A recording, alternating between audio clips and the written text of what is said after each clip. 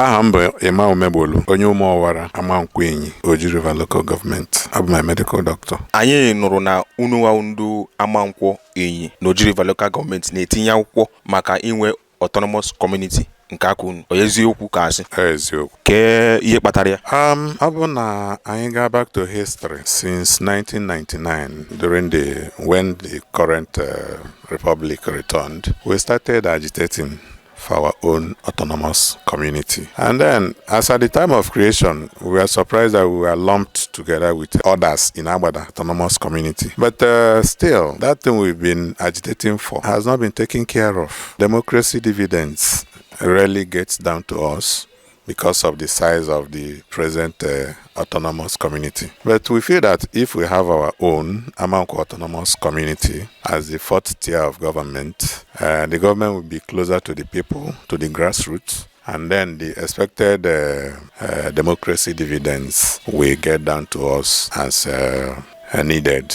As a community, we are viable. We have a number of institutions that can help to sustain this autonomous community. I nwere secondary school, I nwere primary, I nwere market, I nwere hospitals, cottage hospital, private hospital, and even the permanent site of a private school of health technology, Inyi, is sited in Amankwo. Recently, last year, October, one of us was killed by gunmen. Up to today, Amabendi Meriha and Onweziha Nekumakia. Manobo no here in our own security outfit, I manage by ourselves.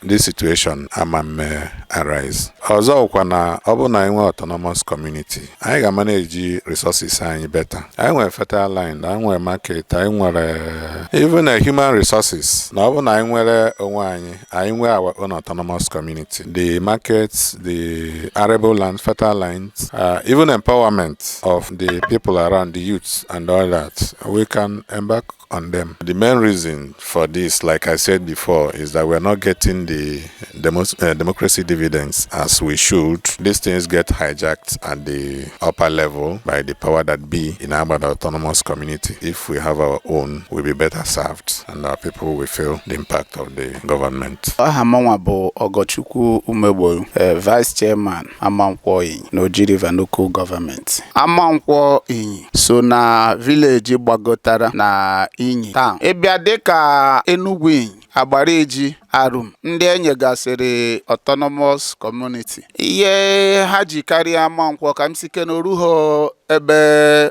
obibi mmadụ na-ese. So na Amankwo zuru inye autonomous.